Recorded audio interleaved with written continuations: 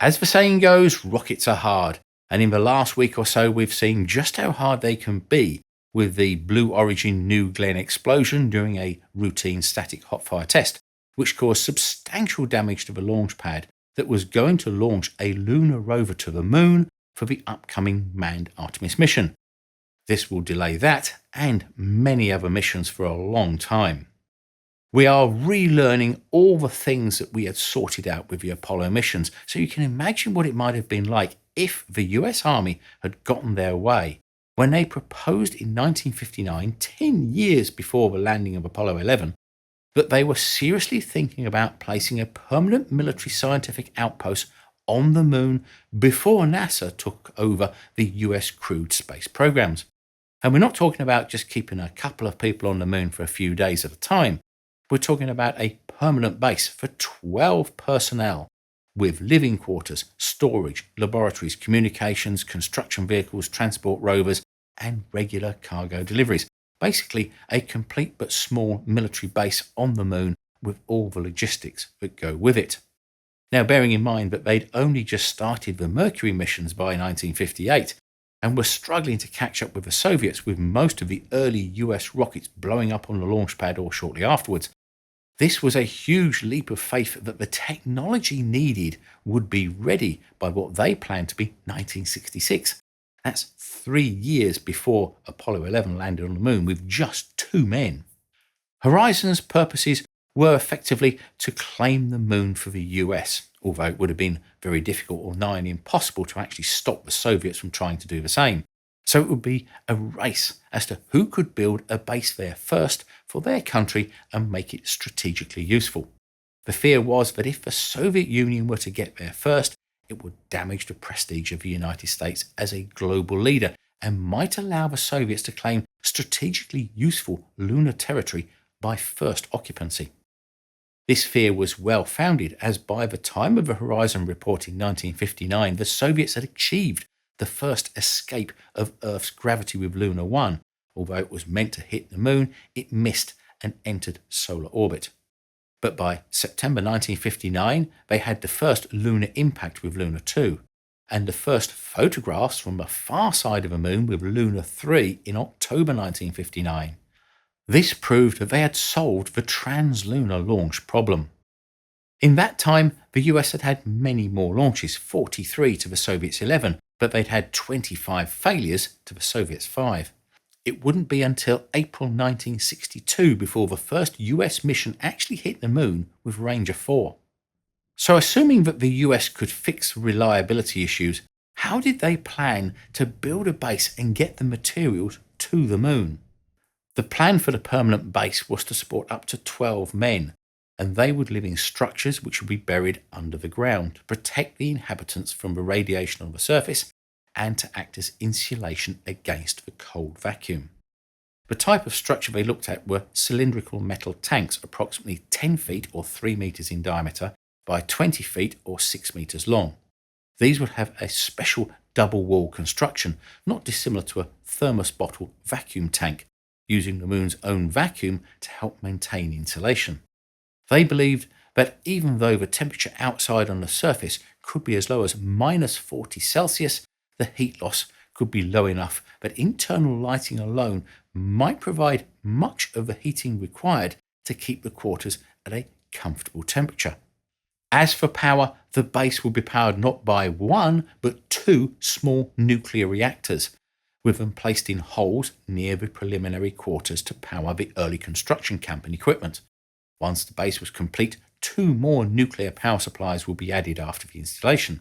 Another thing that the Army assumed was that it would be nuclear powered from the beginning, likely to cover the 14-day lunar night, and they didn't even think about using solar panels as the main source of base power like we would today, although at the time, panel and battery technology was considerably less efficient than it is now.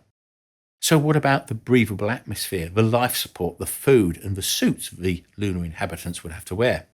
The base atmosphere would be supplied from specially insulated tanks of liquid oxygen and nitrogen. Nitrogen would be mainly needed for the initial pressurization and leakage replacement, while oxygen would be continuously consumed by the crew. Carbon dioxide and moisture would initially be handled by chemical absorbents and dehumidifiers, with a later carbon dioxide freeze-out system planned. Food would be initially supplied pre-cooked. As water recovery improved, the report expected dehydrated and frozen foods to become practical. There were also mentions of interest in hydroponic salads and other closed-cycle production systems. As for the spacesuits or moon suits, these would be a body-conforming suit with a substantial metal outer surface. The Army wanted this because they were worried about fabric or rubberized materials leaking, being damaged by micrometeorites, or being abraded by lunar dust and being hard to sterilize. Because the moon has only 1/6 of the Earth's gravity, the weight of these heavy suits was less a concern. Having a base on the moon might be the best place when the apocalypse arrives. Or if you think we're already in one, in that case, you'll need this. The sponsors for this episode, the 4-book illustrated survival guide on how to survive 4 different types of apocalypse scenarios, including global warming, pandemic, nuclear winter, and of course, a zombie outbreak. Although this is a serious and light-hearted guide, this is a big 400-page book that weighs a ton and is packed with thousands of illustrations, hints, tips, and knowledge garnered from professionals, survivalists, books, films, and video, ideal for collectors and enthusiasts alike. Now, I've done quite a few nuclear-related videos over the years, so I made a beeline for the nuclear winter section, just to see if what I know lines up with the book.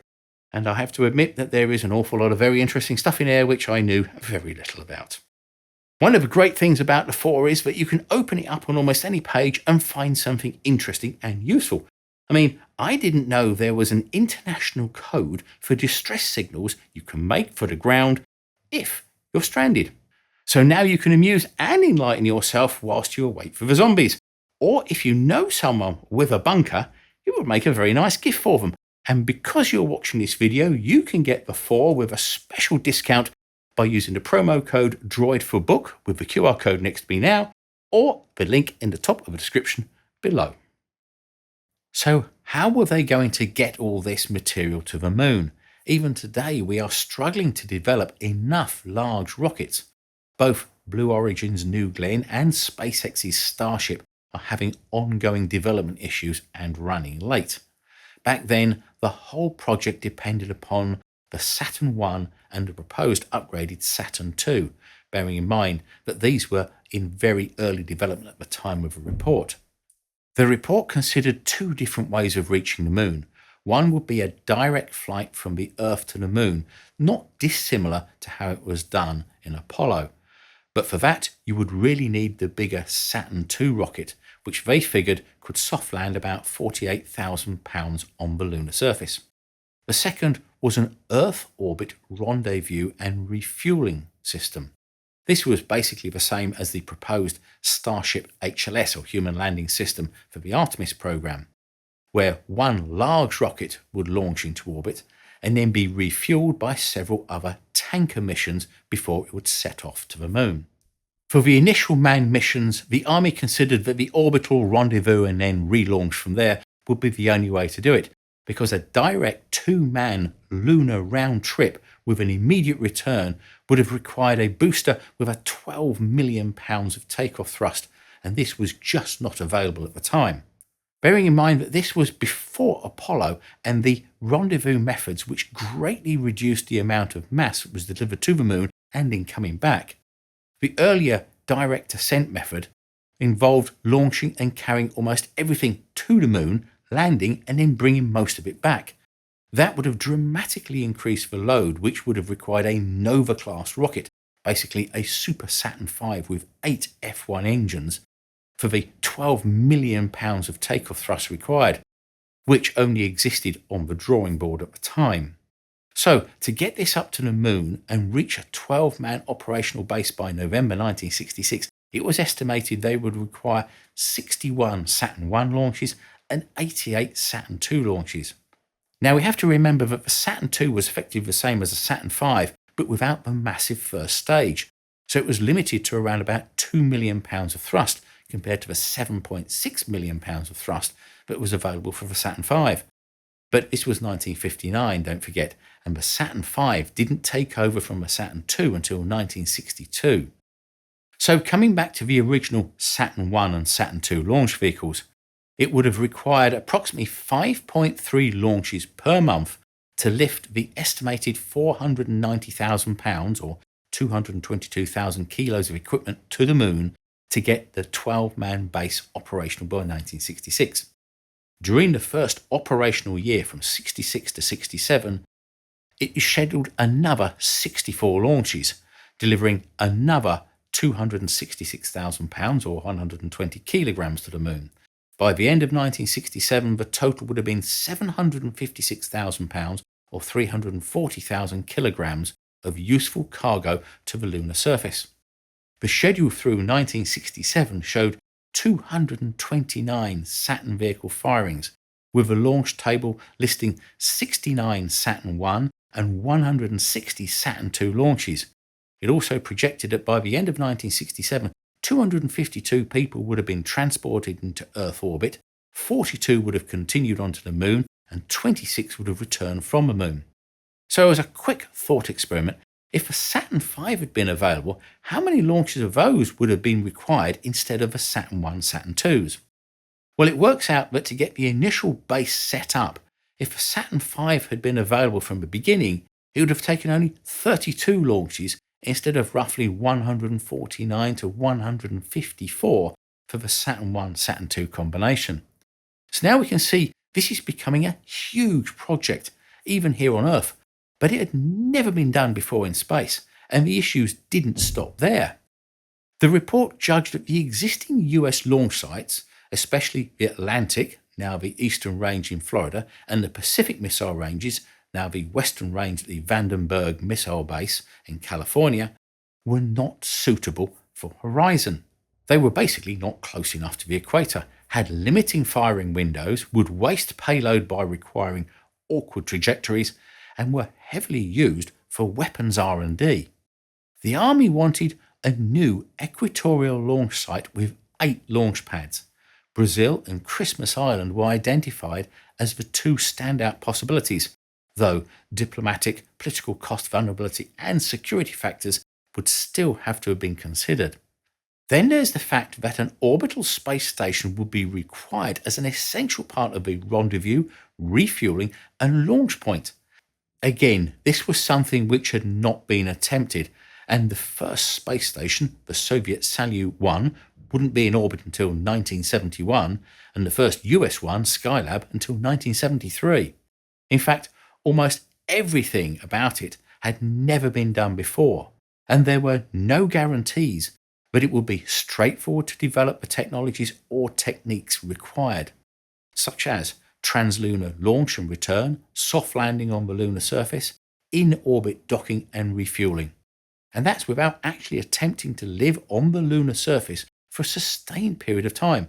And all of this by 1966 and driven by the need to beat the Soviets. One of the reasons put forward for this 1966 date was that if the Soviets got there first, they might want to celebrate the 50th anniversary of the October Revolution in 1967 on the lunar surface.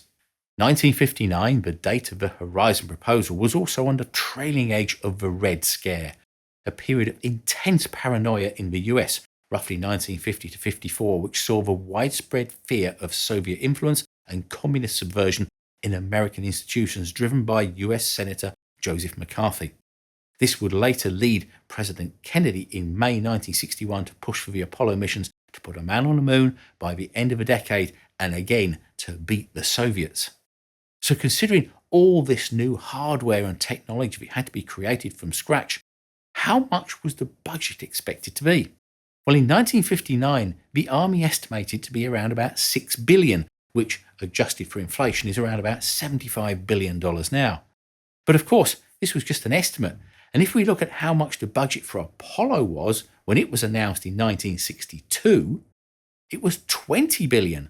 But in 1963, NASA Director James Webb increased that to estimate to $35 billion. That's almost a 4-fold increase in just 4 years after the Horizon project, and Horizon was a way, way bigger project. Horizon was remarkable because it tried to leap almost directly from early missiles and satellites to a permanent garrisoned moon base. Remember, when this was written in 1959, no human had yet flown into space. The report repeatedly insists that this approach is conservative and not science fiction. But in hindsight, the timetable and budget was wildly optimistic. But the biggest reason as to why this proposal remained a piece of paper and never actually got anywhere was the fact that in 1958 NASA had been formed shortly after the Horizon proposal was written up. NASA was tasked with managing all the space projects, and these went from a military purpose to a civilian purpose, so the Army were out of the loop and the idea was dropped. Any useful ideas within Horizon would be folded into future civilian projects, of which Apollo would be the main one. So it wasn't a total waste of time, but it certainly was a case of gross overestimation in their abilities to pull off such a monumentally huge task, which was a political vanity project that also grossly overestimated the capabilities of the Soviets to do a similar thing. In the end, the smaller Apollo missions proved the point of getting a man to the moon, and the Soviets ran out of time and money. And the moon, without a political will or long-term plan, was quickly forgotten and shelved for the next 50 years. This time around, it's the threat that the Chinese might get a permanent base on the moon ahead of the US. So get your popcorn ready. It's turning out to be an interesting show. So thanks for watching, and I hope you enjoyed it. And if you did, then please thumbs up, share and subscribe. And a big thanks go to all of our patrons for their ongoing support.